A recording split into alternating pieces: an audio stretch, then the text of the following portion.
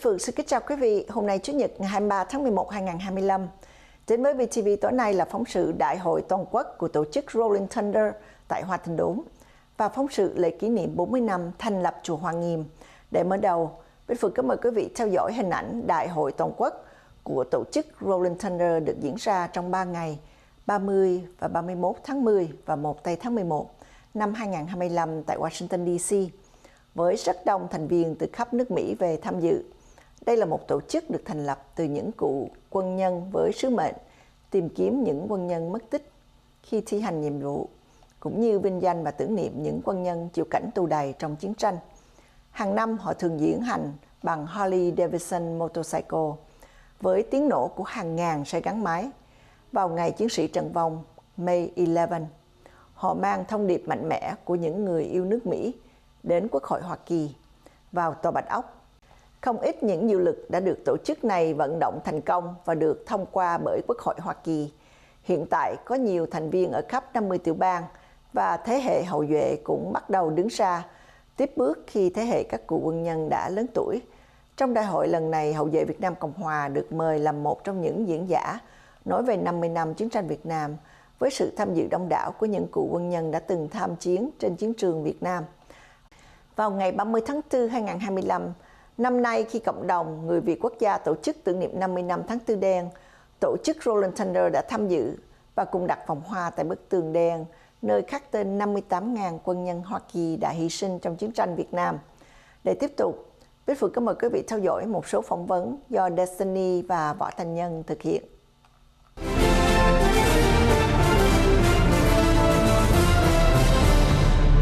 Kính thưa quý vị, chúng tôi là Destiny Nguyễn và đứng kế bên Destiny là T.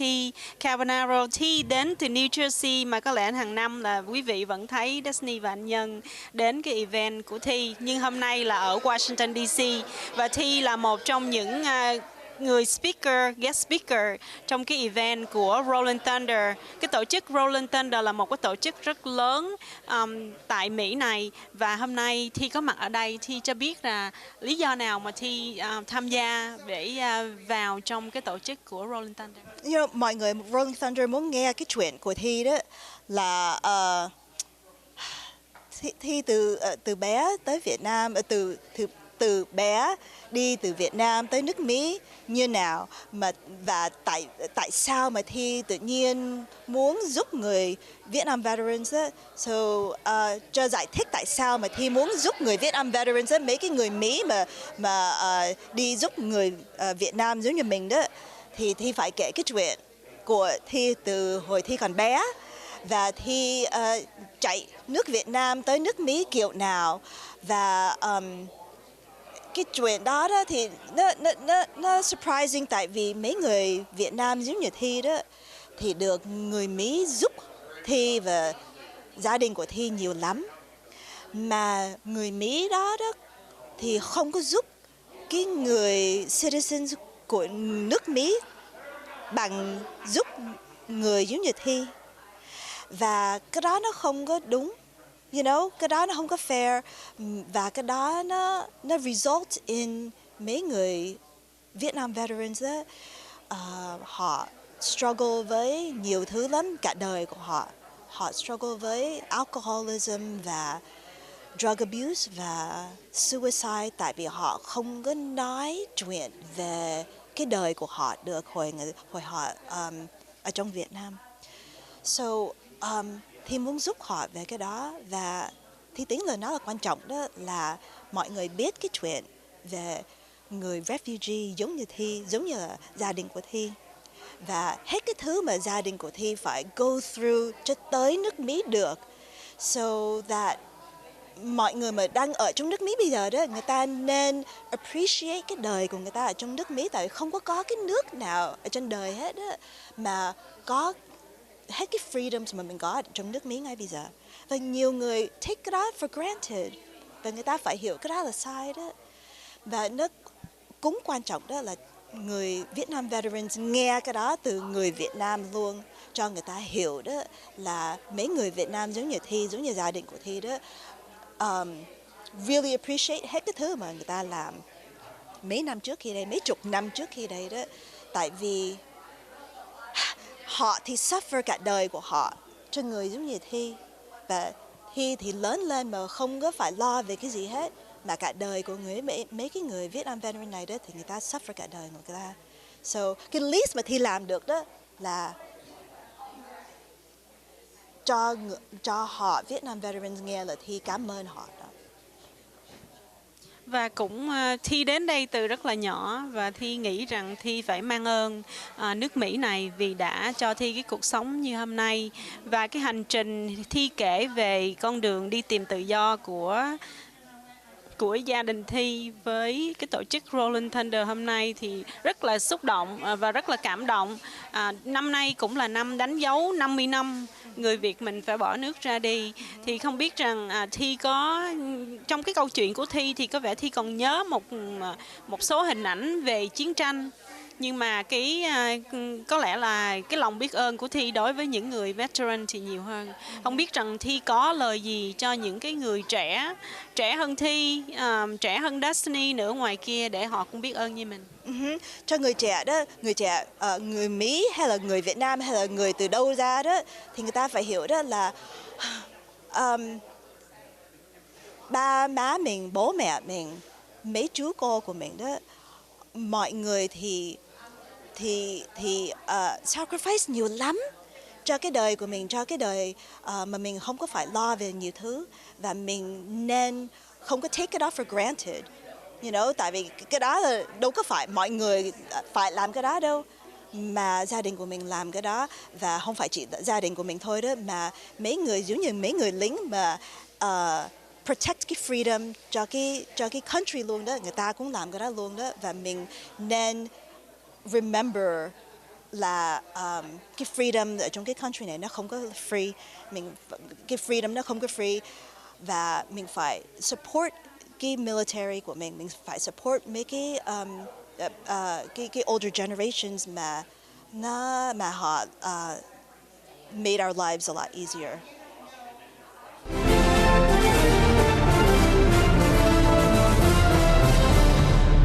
Please let the audience know that what's your name and where are you coming from? Ira Skebe, I'm with Rolling Thunder, Ohio, Chapter 10, and I'm coming from Dayton, just north of Dayton, Ohio. The Vietnamese American in Dayton, Ohio. Next year we will have a big the Vietnamese American memorial dedicated to the Vietnam veteran. Would you let us know how do we contact the chapter there, and who is the one that we should contact? You can get a hold of me with the card, and then I can send it out to. I'm also part of the Vietnam Veterans Chapter 97 in Dayton as an associate member, and I can spread that news and get that word out to the local Vietnam veterans. I also belong to a Harley owners group who has many Vietnam veterans, and our Rolling Thunder chapter has a Vietnam veteran in it too, so we can get that out through the area just with the word of email, text, however, just get the information to me and we'll get it packed. This project is over $1 million, and we would love to have a lot of veterans involved because we want their name. We're gonna build it's just like a black wall in DC. We're gonna build the wall with all the people that from Ohio that I believe he just said it over 3,000 people that had dedicated, service for American and in the Vietnam War. So we would love you to help us to give out the voice, for the veteran to come out. We'd love to be there. We'd love to help. And if there's something we can do, if there's a flagpole there, we'd love to present the POW flag. I'm also working on a couple other projects. And if we can get together, go back and forth, shoot me your information, and maybe we can help out and do some other things and add to your project. So just get with me and we'll make some things happen for you. Thank you so much. And I know your dad is a Vietnam vet also, right? Yeah, he flew in 66, 67 with the 161st and 176th AHC. So, yep, We would love you to join as a son and daughter of the Vietnam War. Well, we will be there. We will be there. Thank you so much. Thank you. Nice to meet you here. Nice to meet you.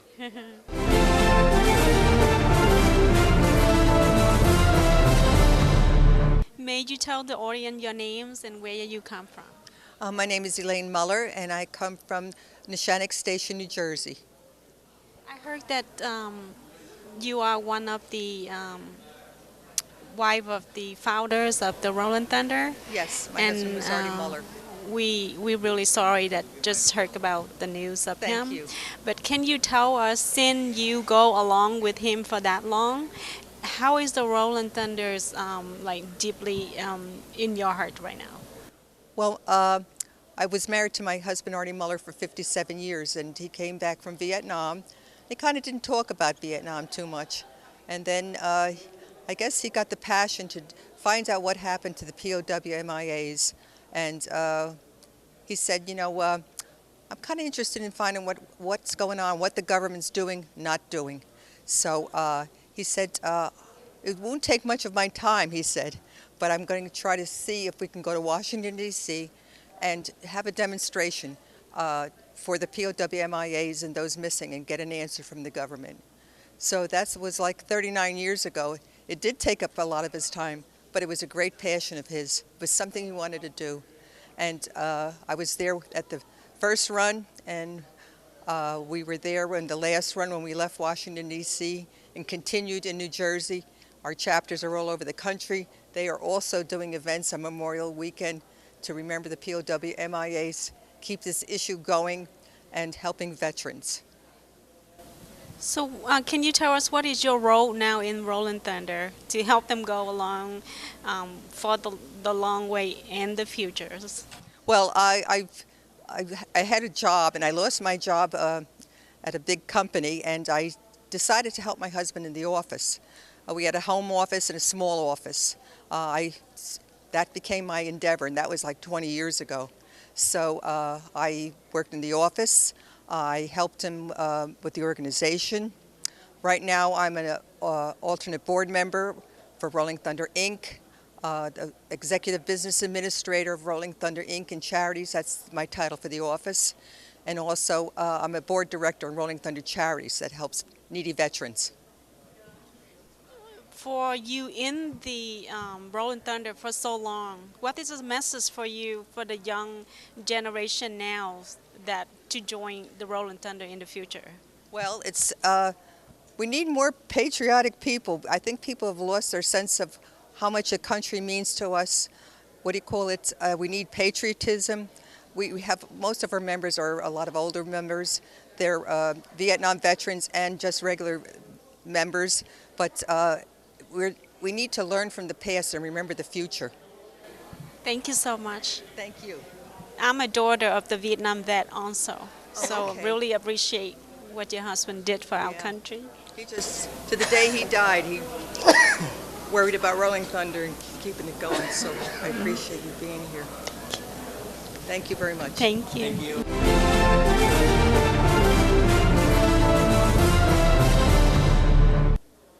Good morning. morning. Welcome to Washington, D.C. Thank you. Please tell the audience your names and what is your role in Rolling Thunder. Surely. My name is Stephen Prager.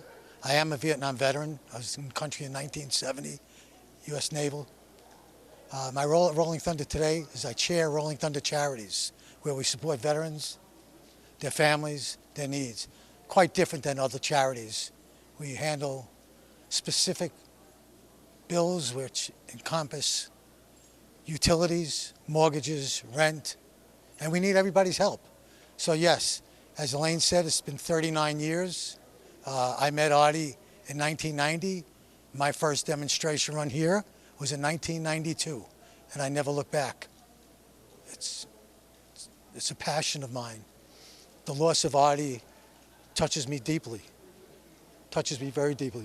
Hasn't been a man like him that I've ever met in my 74 years of being alive. God loved his soul, and God loved this woman. She was behind him all the way, step by step, worked tirelessly from the moment we left D.C. for the next year, she started working. I remember going to the house the days we were packing up, and she's standing in the garage with 4 other people, packing up baskets with pins and patches to sell at the Pentagon, non-stop.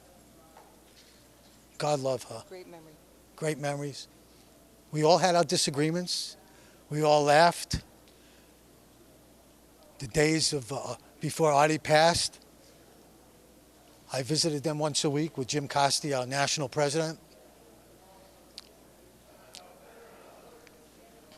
And Elaine says, please come back next week. We laughed. We cried.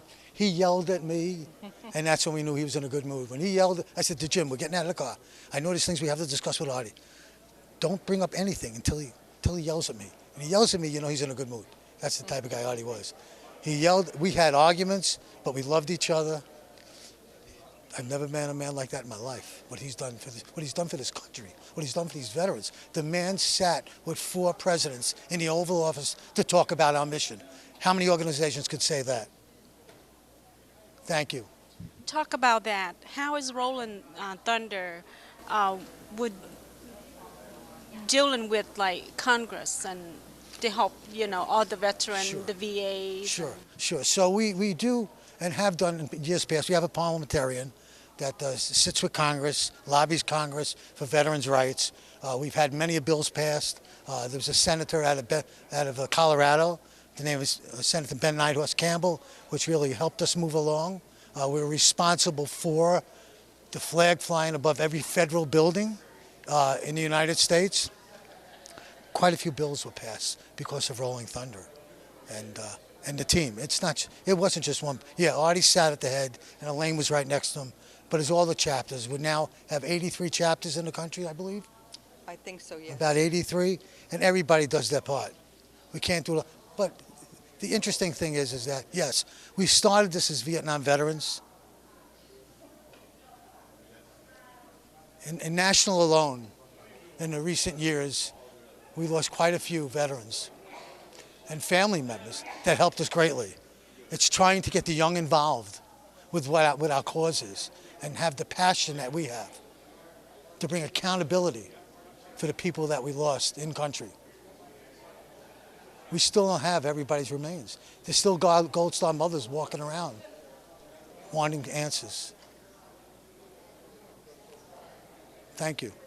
Thank you. And how, if we recruit young generation to join Rolling Thunder, what is the qualify for them to join to be a member here?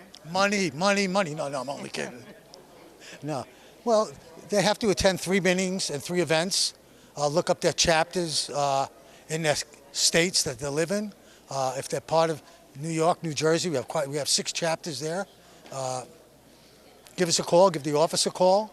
It's online, rollingthundernational.com, and get your answers. And you don't have to have a motorcycle. Yeah, that's right. You know, we started as a motorcycle organization. I shouldn't say organization, but it really got the name across. It got our purpose across because they heard us. They heard the roar of the roll. So where did we get the name Rolling Thunder? Where did that name come from? It was an operation that we bombed North Vietnam right up until November of 1968. And that's where the name Rolling Thunder comes from. No, you don't have to ride a motorcycle to be a member. No, you don't. You could be in a car. Just come with your heart, come with the passion, know our history. That's so important. It's online. I'm sure I skipped over some things. I'm getting old. But I got to tell you something. The love that we have for this place, you're not going to shake that. No matter the arguments that take place, this is not going to be shaken. This guy, the man's vest over there, that's what this is about.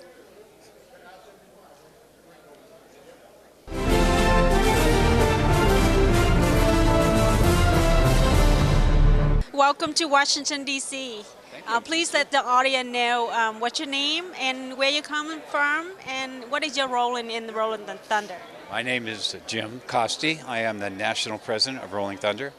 I live in New Jersey, right in the heart of New Jersey, and I've been here with Rolling Thunder about 37, 38 years. Started with Artie Muller when we were all young. We had dark hair, And we grew from 1,500 people into over 1 million motorcycles in the Pentagon parking lot to do our demonstration ride and to get our POW/MI issue into Congress, pass some bills, and it's been a journey. It's been a journey. And unfortunately, we lost our founder, Artie Muller, and this is our first conference since then. But he just left us back in April, the end of April. So it's a new beginning, continue the mission. He had very strict protocol, and we're going to follow through with that, keep everything the same, and grow, and grow. So now we don't do DC anymore, but we do the same day, Memorial Day weekend, we all do our runs, demonstration runs in our states. And it's been great. It opens up communications that we never had before because we were all down in DC, right? So now we're through the entire country on the same day doing demonstration runs. As the president right now with the organizers is really big, and how did you manage all the chapter through the nation? We have liaisons, and we have separate meetings, and we have the convention, and we have our communications, and they have strict protocols they have to follow, and they call the office. We have forms they fill out so everybody knows what's going on. And right now we're going to update all our business to digital. We're going digital. Artie Muller was old school. I love him. He had a flip phone.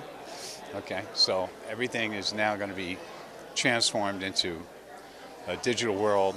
We're going to have more meetings via Teams on TV, and so we can have more conversations. Because a lot of times there's a long period of time, there's things going on and we don't know because they're all over the country. So this should help us with that. And each chapter has strong presidents and vice presidents, and they all have their issues. And then we'll all sit together on a conference and discuss them and come up with the solutions. That's how we do it. So as our veteran now is they at the age that they're gonna retire, and how do we get the young generation out there to join the organization? Well, that's the challenge. That's been the challenge for a while, but it's starting to come around. We go to the schools now. We're re-educating the people in the schools. I know T does a great job with that. I've been down to Barnegat twice to see her, and we want to pursue that and do that more throughout the state if we can, and bring it back into the curriculum of the schools so they understand what it's all about. Because right now they think we're all motorcycle people. It's not the case. It's not the case. We use our motorcycles as a voice, okay, when you ride through the state capitals. Wake up, we're here. And we don't want to lose that voice to search for our POWs, MIAs. Obviously, it's been a long time. Most of them be DNA, but we have that technology now. So we want to bring them home. And we're not going to be here forever, so we got to bring young people in, young service people in, to continue what we're doing. And we're starting to get that connection. It's going to take a little time, but we're going to get there. This year is marked 50 years in the Vietnam War. There's a lot of Vietnam veterans in this group. Like our age, is like we are the next generation of the Republic of Vietnam. Of course, we love our veteran. So if we join in the organization, what is the rule and the what do we have to do to join the group? Okay. There's an application that gets filled out. It goes to the front office. They check it, make sure all the information is correct, and then it's a matter of it goes to the board. They okay it, whatever, if they need more information. But then it's a matter of, you're in. You go to a meeting, they vote on it, and it's time where before you earn your boot patch, and then there's a time period after that to earn your back patch. And that gives us time to find out who's legit and who's going to participate and who's going to work for the mission. We don't we don't want people to join just to have patches on their back. You know, we want people to come in and pursue our mission. And to do that, you have to have excitement and compassion. So that's what we try to filter in. We have a lot of veterans now too that have kids, and they're starting to bring them in together. So now that we're throughout the country with all these individual runs on the same day, people's eyes are open. And school kids are going, what is that? They never saw it because it was always in DC. So now it's more on our local level, and that's what we're going to build the young ones. High schools are great. High school kids are great. They're learning. So if they want to join, they contact the local chapter and then fill out the application and get interviews. And yeah, we usually invite them to a meeting first. Come to a meeting, see what we're all about. Sit in, you'll see how we operate. And then, you know, if you want an application, you can fill it out right then and there. And then work from there. Thank you so much. We'll get more detail from you later. Thank you.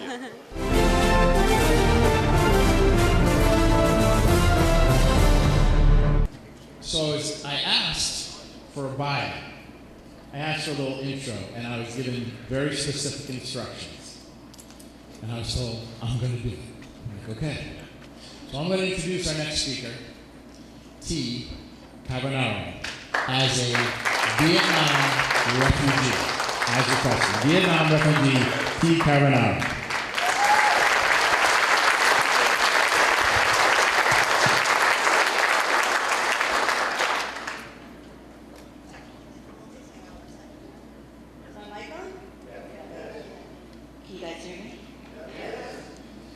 This is one of my favorite parts here.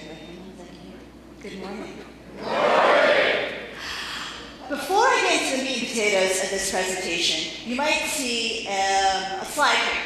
For those of you in the back who can't see, I'd like you to all do this simple exercise. I'd like you to either write down, on your phone or in your mind even, the names of the 10 most important people in your life. Okay? 10 most important people in your life. There are 3 rules to this exercise. 1, they must all still be living. 2, they cannot be a celebrity. Come on, let's get real here. Okay? And 3, this is the worst one. They can't be one of your pets. I know, okay? But I'm going to give you all a couple minutes to complete that exercise. And I'm not going to move forward. What's that? Could it be your motorcycle? No. So I'll give you all 1 minute, okay? 1 minute. You should know who the 10 most important people in your lives are, okay? Just come up with something. And if you don't get to 10, that's fine. That's fine. If you only have one friend like this gentleman over here, that's fine. Okay? 10 most important people in your life. Again, 3 rules. 1, they must be living. 2, they cannot be a celebrity. 3, they cannot be one of your pets. Okay?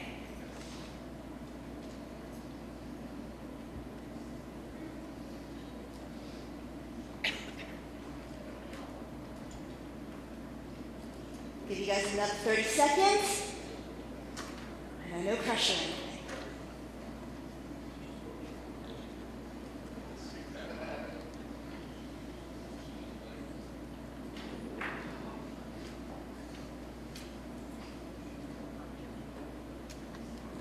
Okay, so let's wrap up. You can put aside those lists for now. We'll get to it later on. I'm going to do a little bit of a preface of who I am and why I'm here. As Doc said, my name is T. Cavagnaro. I'm a Vietnamese refugee, believe it or not. I was born in Vietnam, and I escaped here at the end of the war with my family. And to be quite honest with you guys, I really didn't know much about the Vietnam War growing up. And that was for a couple of reasons. I mean, when I was growing up, I didn't want to know anything about being anything except for being as American as possible.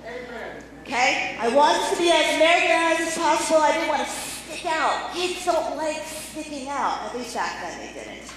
And so I didn't, really focus on my culture or anything. And not only that, every single time I asked my parents questions about the Vietnam War, I was met with a lot of intense emotions. A lot of anger, a lot of yelling, a lot of screaming, a lot of crying. And you know, as a little kid, if you're asking your parents these types of questions and these are the responses you're getting, you learn pretty quickly not to ask those questions anymore. And then the third reason why to get...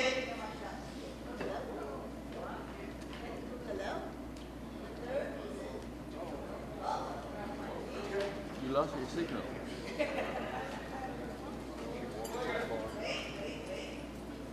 Testing. Okay. The third reason, no. Oh, I gestured so much, though. I'm going to tell you Can you guys still hear me? Okay. So the third reason why I really didn't know much about the Vietnam War was because there weren't a lot of men wearing their hats or their jackets or having bumper stickers on their cars like they started to about 14 years ago, right? I'm sorry, about 10 years ago. About 10 years ago they started doing this. And it was the 40th anniversary of the fall of Saigon, and I started seeing signs of who was a Vietnam veteran and who wasn't. And I would see them, and I would come up to them and I would say, thank you. Thank you for everything that you've done. I'm a Vietnamese refugee, and I just want to thank you for everything that you've done. And this was going pretty well. This was happening in person. This was happening, you know, even as I'm driving down the highway, I see a car with a bumper sticker, and I'd pull up next to them, and I'd honk, and I'd wave, and they're like, okay, hi. I don't know what's happening here, little girl, but okay, fine. And I would do it in person, and I would hug them. That got really, really weird. But I still pursued. I still did it. And then this extended to online social media. Because 10 years ago is when your generation started getting on with social media. And I started seeing more and more posts about the Vietnam War. And I would jump in, and I would say, you know, thank you, I'm a Vietnamese refugee, et cetera, et cetera. And there was a post one time from you know, somebody thanking Vietnam veterans, and I jumped in, and I did the same spiel. Hey, I'm a Vietnamese refugee, and I just want to thank you all for everything that you did. And there was a Vietnam veteran who was a stranger, because most people on social media are strangers to each other, right? And he saw my post, and he responded to it. And he started responding to it, and you can't really see it here, but just listen to the words I'm saying. He started responding to me by apologizing. He said he was sorry. And I'm like, why is this Vietnam veteran apologizing to me? And he continued and he said, I'm sorry that I didn't kill all of your ancestors first. Ooh, yeah. That did not go the way that I thought it was going to go. Now, usually when people attack you, you know, people have some gut instinct on how they respond to that. Who here would have argued or attacked back? Raise your hands. Okay, let me clarify that question. Because you know what? You're not going out of your way to attack someone. At this point, you were just defending yourself from being attacked in the first place. So let me ask the question again. Who here would have argued or attacked back? Raise your hands. A lot more people now this time. Right, okay. But then another way that people would normally respond is by disengaging and saying, you know what? None of this makes any sense. I'm just going to ignore him and back away because arguing with strangers online always ends well, right? Yeah, exactly. So I couldn't do either. Because it was such a strange reaction for me to see someone attacking me in such a vicious way from me just saying thank you. You know, it was so weird. And because it was so weird, it drove me to find out more about why he would do something like that. And in doing something like that, I wound up talking to my parents. My mom is sitting right back here. Raise your hand, Mom.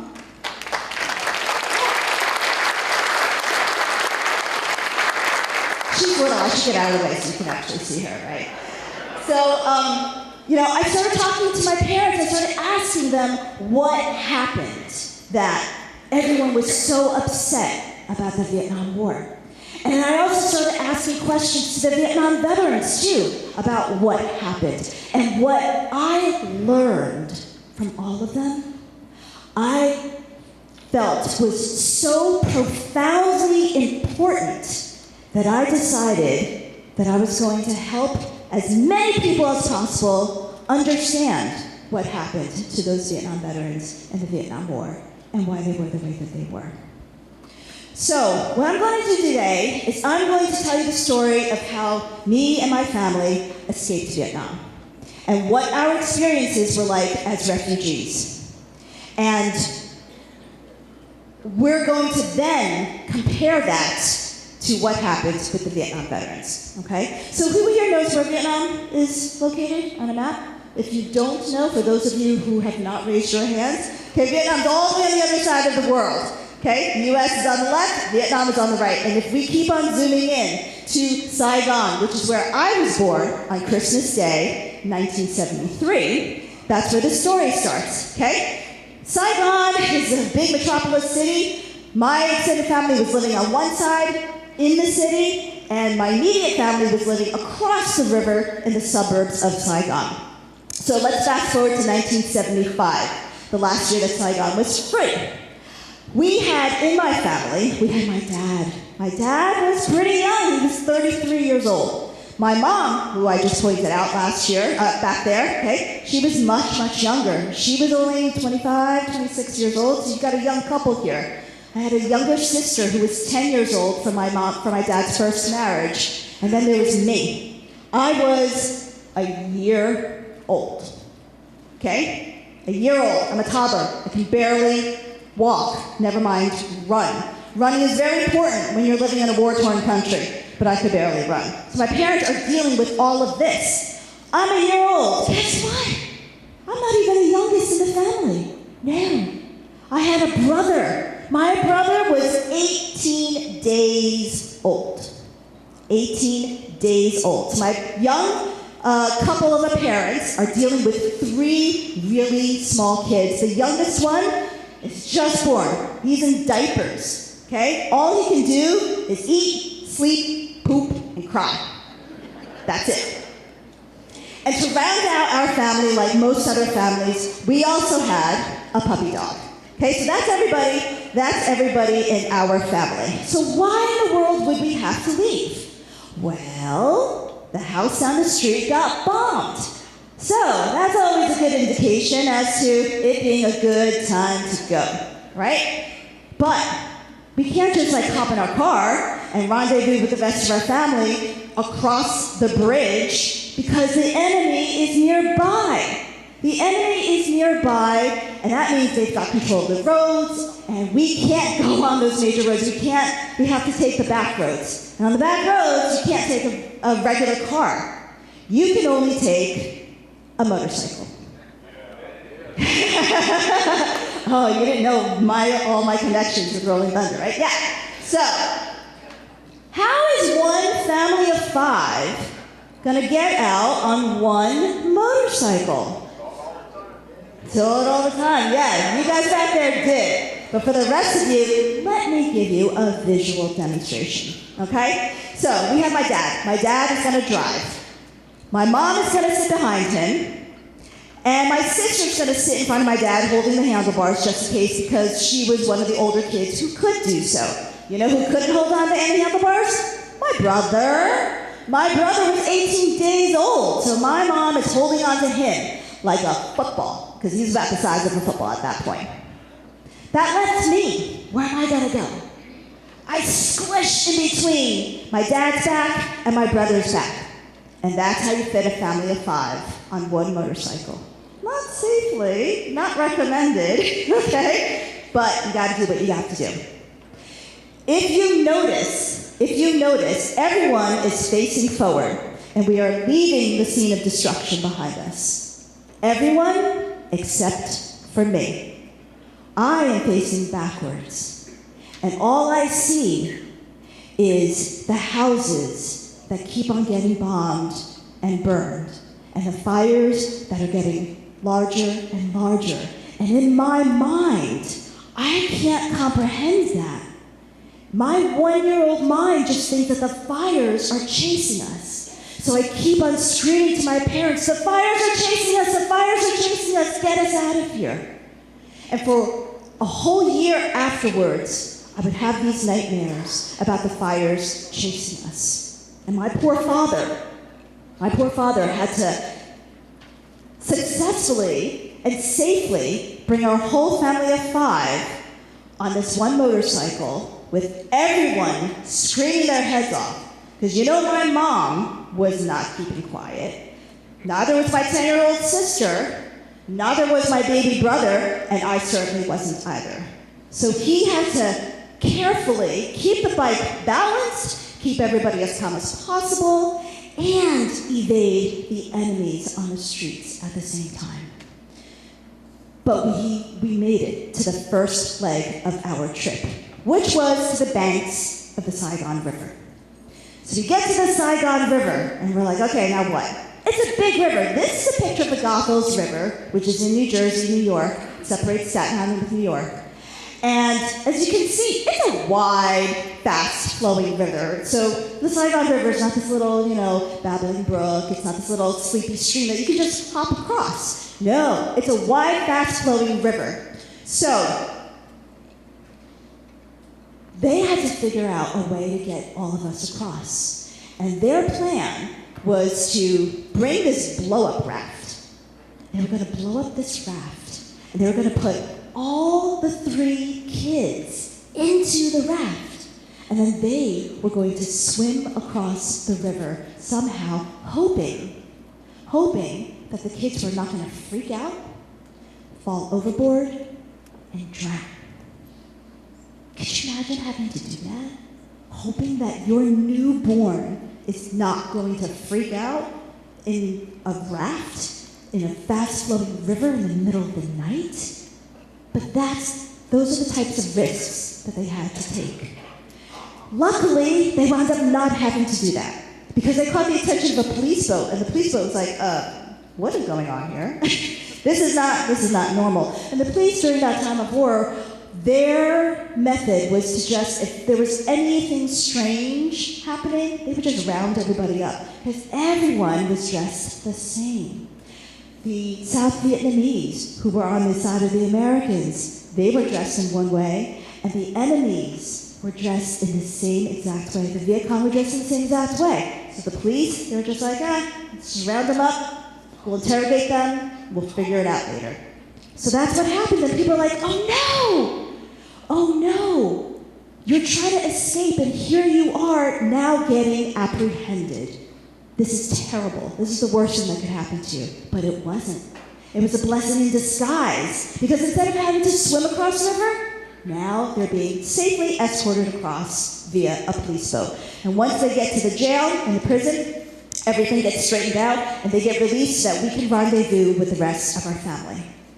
So, now that we've completed 2 legs of our trip, from our house to the banks of the river and then across the river, how are we going to get out of Vietnam, the country itself? We had this bad boy in our pocket. This is a Chi Leg 2. This is a South Vietnamese naval minesweeper, or destroyer. And my uncle was the captain of this ship. And this ship could hold 104 people on there, and he had the ship nice up and close to the dock under maintenance mode. He was like, the engine needs to be serviced. Don't take out both. There's 2 engines there, but don't take out both. Don't ask me why. Just do one at a time. But he did that purposely, to keep the boat nice and close to a dock, and to have an engine on there so that we could use it to escape if we needed to, and we definitely needed to escape. And you know, the thing is, we definitely didn't want to stay there, because if you stayed back, and the Viet Cong knew that you were against their way of governing, you would die in one out of 2 ways. The quick and easy way was through execution. Line them all up, shoot them down. Easy. Less mouths to feed, less minds to worry about some sort of revolution or insurgents. That was the easy way of having to perish at the hands of the communists. But the worst way of having to deal with them if you were left behind is being put into a re-education camp. Who here has heard of re-education camps? Raise your hands. A couple people. Who here has heard of concentration camps? Raise your hands. A lot more people. A re-education camp is nothing more than a concentration camp. They made it sound like it was something fun. They made it sound like it was summer school almost, right? Re-education, camp. It's like a summer school. No, the communists felt that, you know, if you don't agree with how we run our country under communism, it's only because you didn't understand it enough. So we're going to put you through a camp, and we're going to re-educate you and help you understand. And that was code for, we're going to beat the crap out of you until you understand. And for all you tough guys out there, and this room is filled with tough guys, okay? For all you tough guys out there who are like, go ahead, bring it. I can take it, no problem. Do whatever you want to me. They knew that too. So they would leave you alone, and they would bring in your wives, and they would bring in your daughters and your sons, and they would beat the crap out of them, and they would rape them. So no one wants to be left behind for a re-education camp. And so many people wanted to leave Vietnam, but not everyone had a boat that was piloted or captained by their uncle like we did. So they had to be really desperate in their measures of leaving. And they would pay millions of dollars to anyone with a boat just for space on that boat. And if they didn't know anyone with a boat, or if they didn't have the money to go pay someone for space on that boat, they're like, I don't care, I'm going to find something, anything that floats, anything, this branch. I'm just going to grab this branch and just jump in the water and try to make it. And that's what 800,000 people did. They chose to jump into the ocean by some means to try to escape the communists. And you know what the success rate of that is? 50%. So 800,000 people did this, and about 400,000 people died doing so. That's almost 500,000 people who chose this risk over staying behind and dealing with the Communist Party. But we didn't have to do that because we had an uncle with a boat. But the problem is this. My mom, her family, she wasn't related to my uncle by blood. She was only related by marriage. So everybody on my dad's side was safe. But my mom's side, she could only pick 2 people to bring with us to save. She came from a family of 10, and she was one of the oldest siblings in that family. And the rest of her siblings ranged from age 20 down to age 3, and she could only pick 2. And the rest were going to stay behind and not survive. Could you imagine having to make a choice like that? No, right? Well, I'm going to help you. Because remember that list that I asked you to create at the beginning of this exercise, this presentation? I want you all to look at that list. And I want you all to choose 2 people from your list that you would save. And I'm going to give you 30 seconds to do so. Go. Oh, and you can't give up your own seat, because you know what? You have 3 kids who are relying on you. So, 20 more seconds.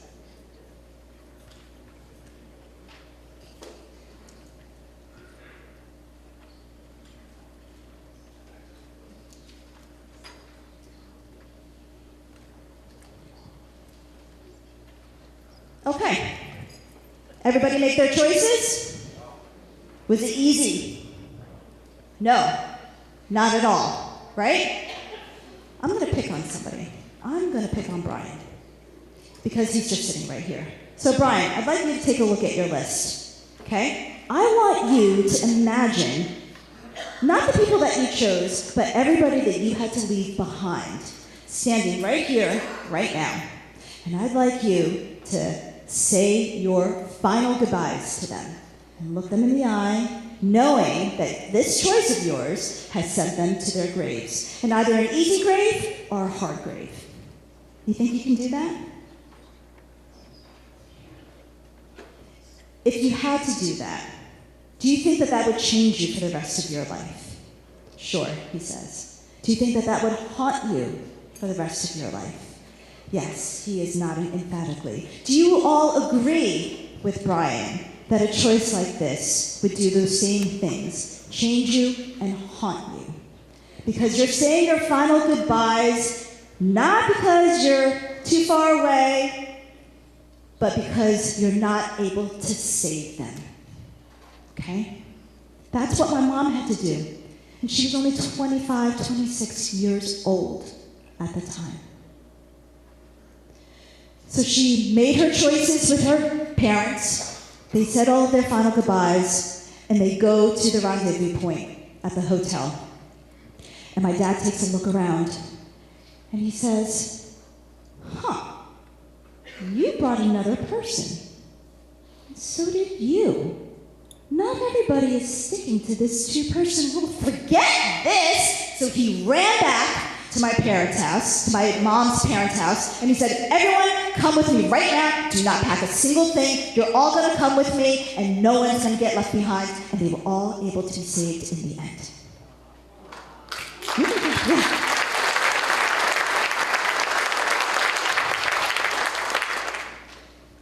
So we all get on the boat. It is April 30th, 1975. This is the day that Saigon fell. So we are literally, leaving things to the last minute here, okay? We get on the boat at 3 o'clock in the morning because we had to escape in the cover of night. We didn't want the enemy to be able to see us escaping. 3 o'clock in the morning, we're all loaded up on the boat. 7 hours later. 7 hours. We're not talking half a day or anything. 7 hours later, the president of South Vietnam surrenders. If we had dilly-dallied a little tiny bit in any way whatsoever, we wouldn't have made it out. And we would not be standing here today. So when he surrenders, we realize, oh my gosh, that's it. The war is over, and we have officially lost our country. So we're on my uncle's boat. We're all on my uncle's boat at 3 o'clock in the morning. How many people do you think were on his boat? Take a guess. You don't have to go to the microphone and state your name and chapter, by the way, okay? Take a guess. 400.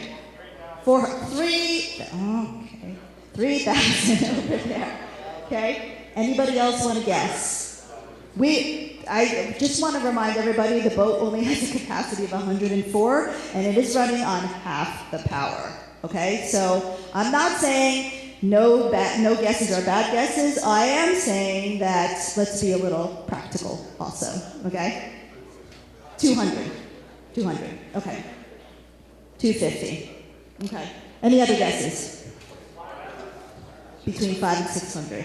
All right, so at 3 o'clock, when we pulled out of the port in Saigon, we had 998 people on this 100-man boat. Does that give you guys a little bit of an idea of how desperate everybody was to get out?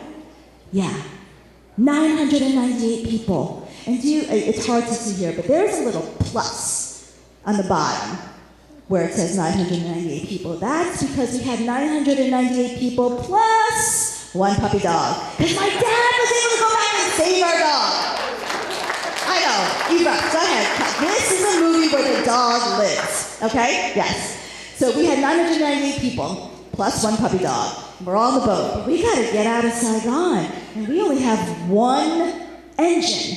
One engine. Okay? And you know what? That engine is not on the back of the boat. That engine is on one side of the boat. Do you know what happens when you only have one engine on the side of the boat and you rev that engine? Yeah, exactly. You just keep on turning in the same direction. Okay? And the Saigon River, it is a twisty, turny river. It is not a straight shot. So my uncle had to make his way out of this twisty, turny Saigon River out into the bay. How is he going to do that when he's only got one engine on one side of the boat? Well, my uncle was also the youngest captain in the history of the South Vietnamese Navy. He was pretty talented. And in order to get us through this twisty, turny river, he actually had to bump into things and ricochet off, but gently. Because, he doesn't want to damage the boat too much and sink it, right? Exactly. But that's what he had to do. Very, very slowly and gently. But not so slowly that we were going to get captured. So there's all these things, that are on his mind that he has to carefully do in order to get us out. But he gets us out into the bay, and he's like, okay, now what? What do I do? So he calls his commander, and the commander's like, there's this island, it's in the south of Vietnam, it's called Con Son Island, and the rest of the remnants of the South Vietnamese Navy are there. And you know who else is there? The U.S. Navy. The U.S. Navy is also there. And they are going to safely escort us to the nearest friendly location, which is the Philippine Islands. So we're like, yes, that is a no-brainer. Of course, we will join you guys. And so we joined them down in Con Son Island, and then we made our way over to the Philippines. And it took us 8 long days of getting there. Okay? 8 long days of getting there. You know why? Because of our boat. Yep, we slowed everybody down because we only ran on one engine. So 8 days of no food, water, 1,000 people on a 1,000 people on a 100-man ship, which is 10 times the capacity of this ship. We make our way over to the Philippine Islands, and we get there and we're like, yes, freedom, we're here. And the Philippines says, stop, do not enter. You're not allowed in. And we're like, what are you talking about? We're, South Vietnam. We're the good guys. You guys fought with us. Why can't we go in? And the Philippine government said, well, I'm looking out here, and I see a whole bunch of ships with the South Vietnamese flag. And according to my records, a week ago, South Vietnam fell to North Vietnam. So there is no more South Vietnam. So all these ships basically belong to North Vietnam, and that means all these ships are our enemy ships, and no, we are not going to be letting enemy ships into our territory. So we're like, as the kids would say, we're cooked. What do we do? We can't go forward, we can't go back, what do we do? So the two governments, the US government and the Philippine government, had to quickly go into negotiations with each other, and they came up with a plan. The US government said, guess what? All those South Vietnamese ships, they're actually American ships. They are American ships that were given on loan to the South Vietnamese for this war. So, what if we just take them back? And we can put flags on them, and we can repaint them, and then, Philippine government, you can say that you technically allowed American ships into your ports. The Philippine government was like, yeah, no problem. That sounds like a good idea. So they went over to all the South Vietnamese Navy captains, and they said, good news, you can move forward. We all just have to do this quick flag switcheroo thing, and the Vietnamese captains were like, wait, hang on a second here. What do you mean, quick flag switcheroo? That's our flag. We pledge ourselves to our flag. Yeah, the South Vietnamese president may have surrendered, but we're not ready to give up on our country yet. We can't just do this quick switcheroo. And the US government was like, do you realize this is non-negotiable? If you want to move forward, right, this is what you're going to have to do. So they said, okay, at least give us the opportunity to have a formal, honorable goodbye to our flag. So they said, okay, we can do that. So on May 7th, 1975, all the South Vietnamese ships got together. All the crew members on those ships stood up on the decks of their ships, and they all did a formal goodbye to the South Vietnamese flag, while standing there saluting it, thinking they'll never ever see it wave again, and singing the South Vietnamese national anthem for the very last time in their minds. And after they did that exercise, they lowered the flag, it was replaced with the American one, and they were allowed into the Philippine port. That doesn't sound like much, right? You're just replacing one flag for the other, but you're gaining freedom. So what? So to help you guys understand what this feels like a little bit more, we're going to go through another exercise. We're going to go through an exercise where we're going to pretend that we're going to say goodbye to our American flag. And I'm going to ask for 2 volunteers here to just hold the flag. If you don't mind, Brian, and you, sir, if you don't mind standing up right here, we're going to hold the American flag in front of everyone. Yep. And if everyone else can stand up, we are going to sing the national anthem for what we think may be the last time that we ever sing it. And I want you to pay close attention to the words of the national anthem, because they can be a little ironic. Because the words are saying things like, the flag is still waving over the land of the free and the brave, but yet 2 seconds after that, you're going to be lowering it. Okay? So everyone, if you would, please stand up.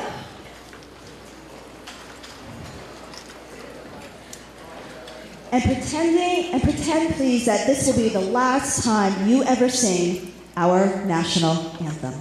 Okay?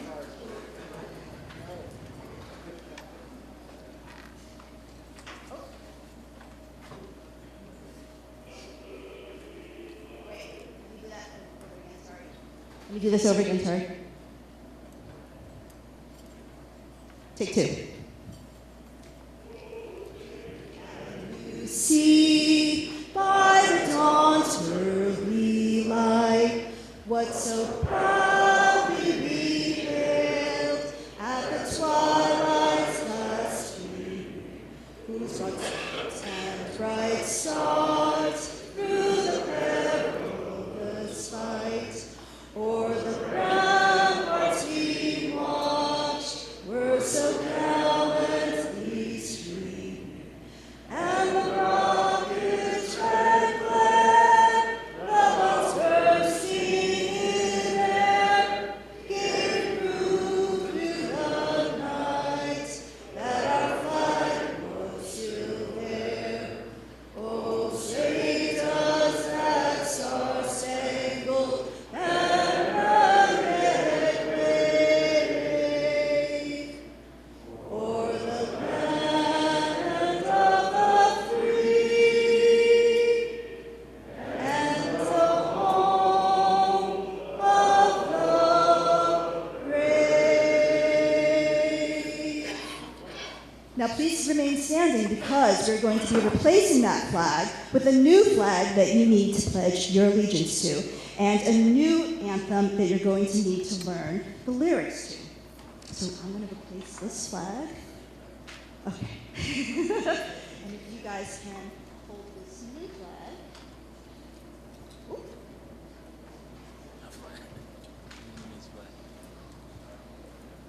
So this is a new flag that you're going to be pledging your allegiance to, and this is the new national anthem that you're going to have to learn as well. For those of you who can see the projector, the words of this national anthem are going to be written in Vietnamese on top, Chinese in the middle, and English on the bottom.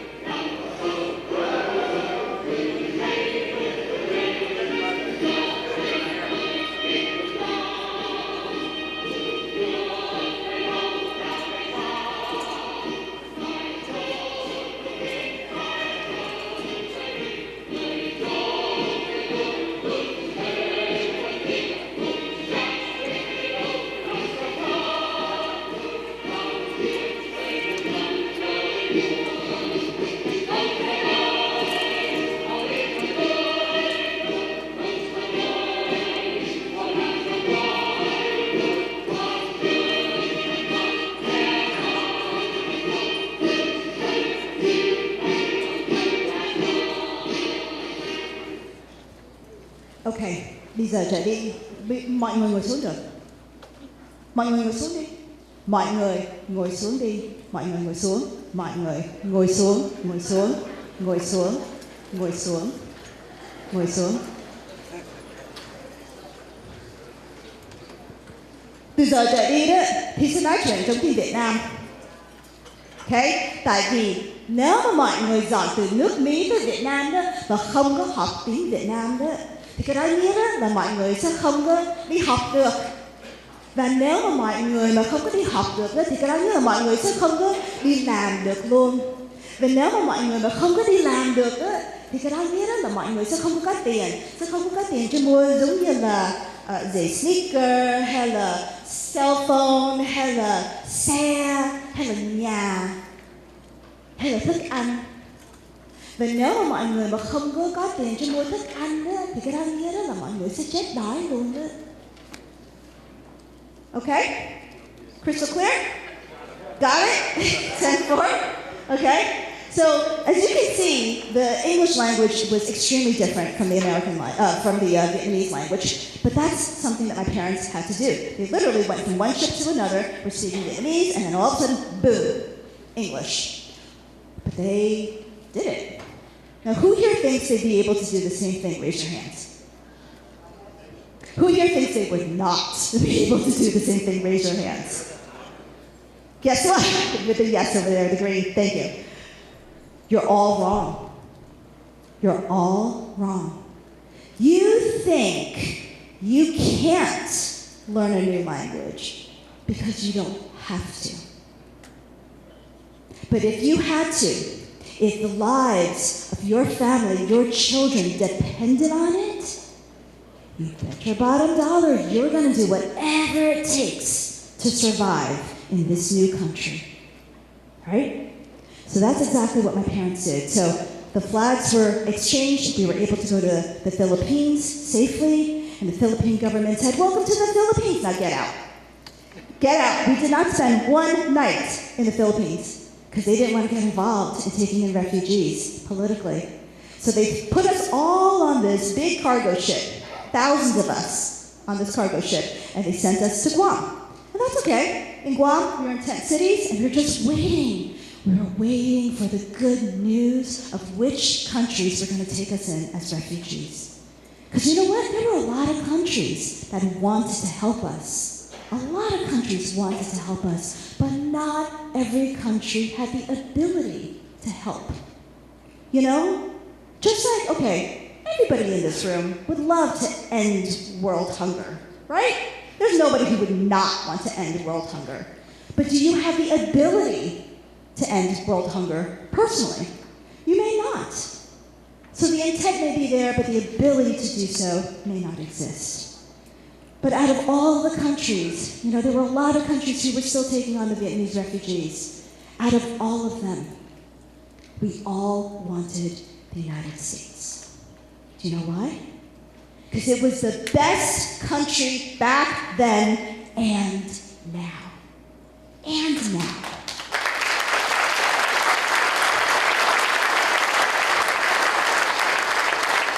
There is a reason why everyone is so desperate to come to this country and not so desperate to try to leave, right? I know, there's a reason for that. And on June 2nd, 1975, we got the good news, we're going to America. And all of my family members, my immediate ones and my extended family members, were all able to board a plane. And we wound up in Indiantown Gap, Pennsylvania, where the refugee camp was, where we stayed for several months before we were able to get sponsored by different families and churches. But even before we deboarded the plane in Harrisburg, Pennsylvania, you know, we started seeing the generosity of the American people. You know, everyone was freezing. It was June, but to tropical Vietnamese people, it was freezing. It was cold, right? And the flight attendants were like, "Where are your clothes?" And everyone's like, I don't have anything except for what I have on my back. That's how I escaped.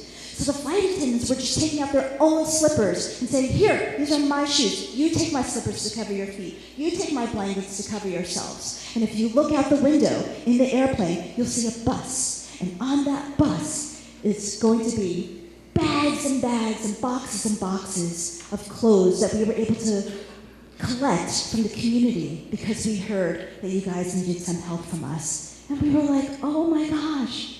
We haven't even gotten off of public transit yet, and yet here we are being given all of this help.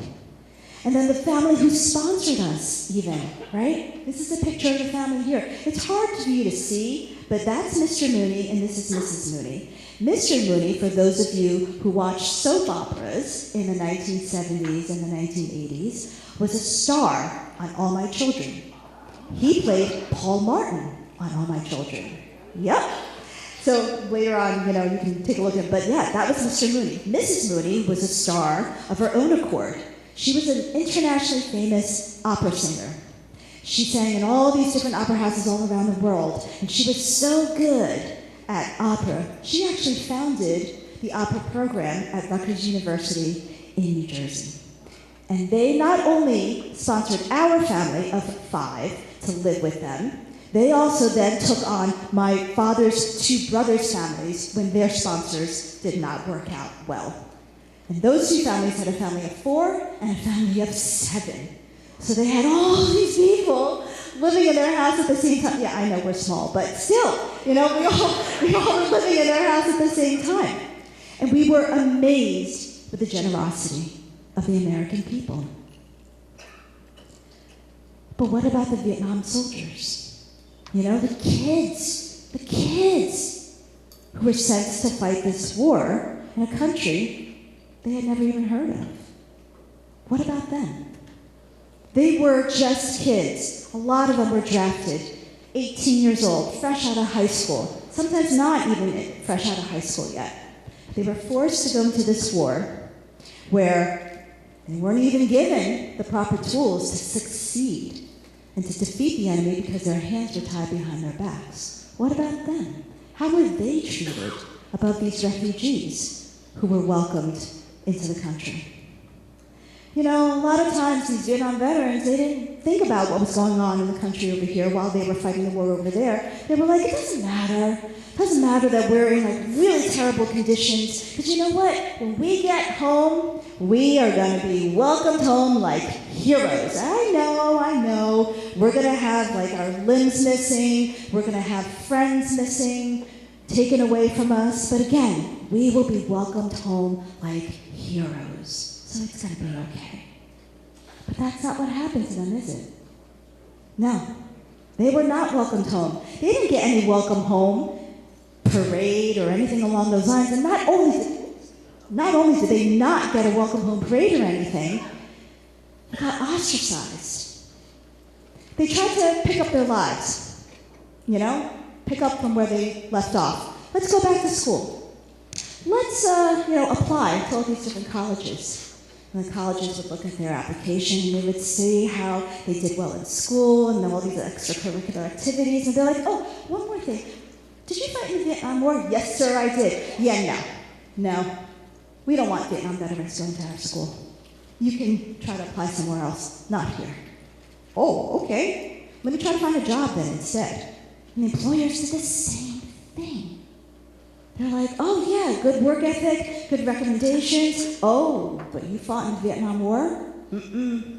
We don't want Vietnam veterans here. You can try to find a job somewhere else. And they're like, okay, I don't know what's happening here. Can't go to school, can't find a job. My neighbors all hate me for following orders. I know, I'll be able to find refuge in the veterans organizations. So they walk through the veterans' door, the organization's doors for veterans. They're like, yes, finally, somebody who understands us, knows what it's like to be a veteran. And the veterans, those organizations said, we don't want Vietnam veterans in here. You turn yourselves around and get right back out. Why? Because you're an embarrassment to us. Yes. The veterans organization said that to them. So these poor Vietnam veterans, you know, like they don't know what to do. So if you were a Vietnam veteran at that point, every single time someone asked you if you fought in the Vietnam War, you were met with this. You were met with being shunned and malice. Would you continue admitting that you were a Vietnam veteran? No. Exactly. Right? And that's just the tip of the iceberg. Because then you carry that with you, and you learn to suppress it and repress everything about being a Vietnam veteran. And that never ends well.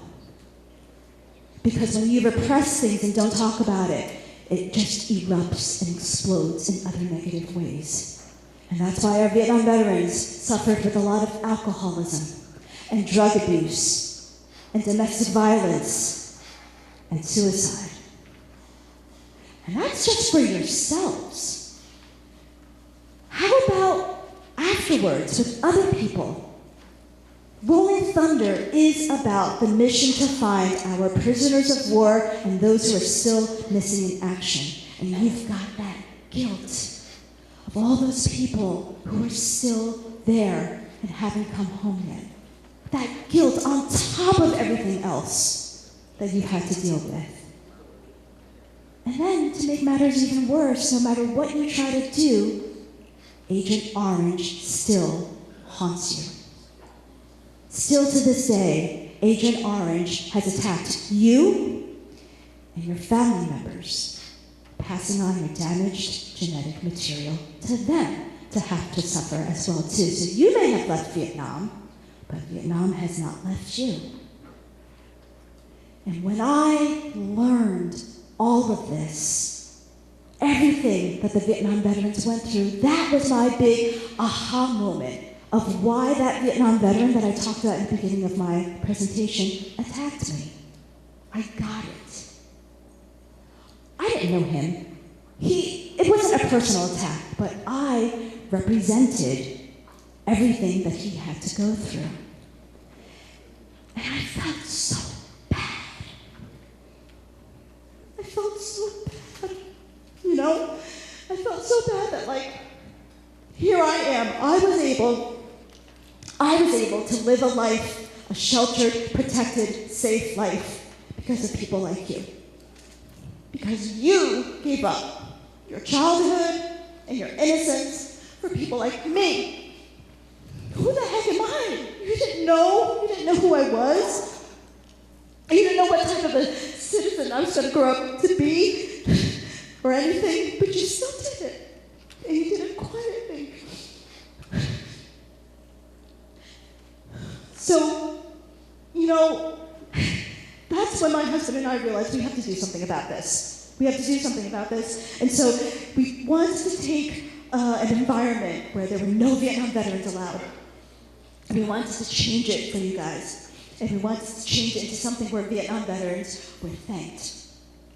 And so we formed something called Thanking Vietnam Veterans in Barnegat, where we try to find as many Vietnam veterans as possible to thank them in so many different ways. And we started out with a grassroots movement where we just found Vietnam veterans on the street. And we would invite them to dinners. And these are a couple pictures of the group dinners where we invited Vietnam veterans, groups at a time, just said, hey, we just want to treat you guys to dinner and drinks on us. And then we said, let's expand it a little bit more. And so we built a monument in honor of Vietnam veterans. And it's the only monument of its kind in the whole country where it's a Vietnam Veterans Monument that has been completely paid for by an individual Vietnamese refugee. And we dedicated that on the first National Vietnam War Veterans Day in Barnegat on March 29, 2018. And since that dedication ceremony, we then had annual ceremonies celebrating Vietnam veterans. And our ceremonies are rather large. You know, we get about 600 veterans from all over the state and outside of the states coming in to our ceremonies and to our events. And we pull it together like a whole town comes together for this. where they, donate free food and they welcome all the Vietnam veterans with the fire trucks and bagpipers and whatnot. And the important thing is we get the kids involved because they need to learn about what happens. So the kids decorate the hallways, right? But the thing is, they also welcome the Vietnam veterans and give them that hero's welcome as they're walking down the hallway. Here's a picture of one of the veterans walking down the hallway, lined with the children as he walks through. And here's a video of what that experience was like.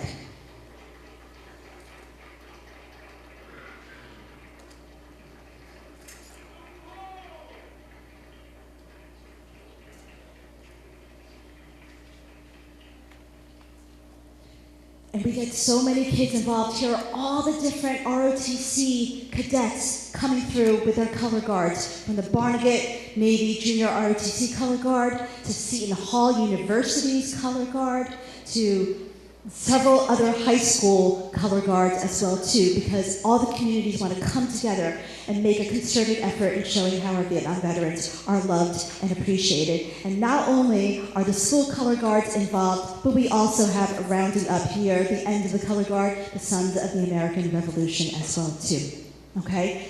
And it doesn't stop there, because all the kids that we get involved in our events, we prep them for the event before the event. We prep them for the event by going in and giving them this same exact presentation that I've given you today. Because it's so important for us, for the kids to know why they're volunteering there. We don't want them showing up and just checking off a box and being like, yeah, I filled out these volunteer hours. We want them to understand why it's so important to show our Vietnam veterans why they're so valued and what happened to them years ago was wrong, so that it doesn't happen again. So we go all over the state to do these presentations. We even have gotten a blessing from the New Jersey Education Association, who has highlighted us in their magazine so that other states across other schools across the state can know about what we offer for our students. So what I hope you've gained from today's presentation is a realization of what the Vietnamese people feel. I hope that this has filled in some gaps to your service. I hope that this has answered some questions, been like the second part of the equation of your service. I hope you all realize how much we appreciate everything that the Vietnam veterans have done when we were drowning in this sea of communism that was taking over our country. You reached out your hands and you pulled us onto the lifeboat of the USA. And I hope that hearing me speak today and what our efforts have been to recognize Vietnam veterans has made you made you proud of what you've done. I hope that we haven't disappointed you as people. I hope that we've been worth what you were fighting for as Americans. Thank you.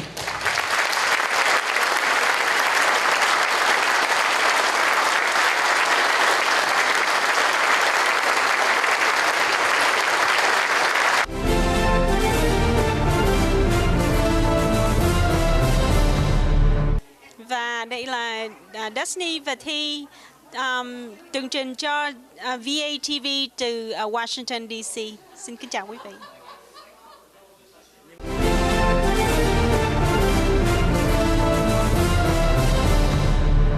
Kính thưa quý vị, chương trình VTV đến đây xin tạm ngưng. Chúng tôi sẽ trở lại sau phần thông báo và quảng cáo. Nhà hàng Nha Trang nổi tiếng nem nướng Ninh Hòa, bánh canh cá, lẩu đồ biển, mì Quảng, cơm tay cầm, bánh ướt thịt nướng, gỏi cuốn, bò lúc lắc, nước mía tơi, có lai xanh bia và nhiều món ngon đặc sản miền Nam. Mở cửa mỗi ngày từ thứ Hai tới thứ Sáu, từ 10 giờ 30 sáng đến 9 giờ tối và thứ Bảy và Chủ nhật từ 10 giờ sáng tới 9 giờ tối. Có nhận credit card, tọa lạc tại Eden Center, địa chỉ 6757 Wilson Boulevard, Fort George, Virginia 22044, điện thoại liên lạc 703 534 1657. Hải sản Phương Bình, tôm khô Louisiana, khô cá đù Texas, hương vị quê hương, đảm bảo vệ sinh, giá rẻ, hàng gửi tận nơi, không tính cước phí. Vui lòng liên lạc Bình 404 988 4433 404 988 4433. 1984, Eden đã trở thành một trung tâm thương mại của người Việt lớn nhất tại miền Đông Hoa Kỳ với những con đường mang tên của các chiến sĩ anh dũng hy sinh cho miền Nam tự do. Với 120 cửa hàng, Eden tọa lạc tại Wilson Boulevard, Fort Church, Virginia. Eden được kiến trúc giống chợ Bến Thành để gợi lại cho chúng ta niềm nhớ Sài Gòn trước năm 1975. Eden phản ảnh được Trung tâm Thương mại và Văn hóa Việt Nam. Muốn biết thêm chi tiết xin vào trang nhà www.edencenter.com. Trung tâm We Care chăm sóc sức khỏe tại gia của người Việt phục vụ người Việt. Yes, We Care chăm sóc sức khỏe tại gia cho quý vị cao niên có Medicare, Medicaid, chăm sóc người bị bệnh đi lại khó khăn hay khuyết tật. Nhân viên của We Care phục vụ chăm chỉ, tận tâm và chu đáo. Trung tâm We Care cung cấp dịch vụ tại vùng Hoa Thịnh Đốn và phụ cận. Nếu quý vị cao niên đang nằm trong bệnh viện và muốn được nhân viên chăm sóc tại tư gia sau khi xuất viện, xin liên lạc We Care trước khi xuất viện để được hướng dẫn thủ tục. Mọi chi tiết xin liên lạc với Quỳnh Châu số 703 879 3750. Nova Pharmacy, nhà thuốc Tây Arlington, dược sĩ Đỗ Thị Tố Nguyễn phục vụ quý đồng hương vùng Northern Virginia, nhận hầu hết các loại bảo hiểm Medicare, Medicaid, Part D, giao thuốc miễn phí đến tận nhà, cách tiệm 5 mile, tận tâm nhanh chóng với nhiều năm kinh nghiệm, trả lời mọi thắc mắc về cách dùng thuốc, bán thuốc theo toa bác sĩ, chích ngừa cảm cúm, viêm phổi và single. Địa chỉ 6023 Wilson Boulevard, Arlington, Virginia 22205. Điện thoại 703-538-5555.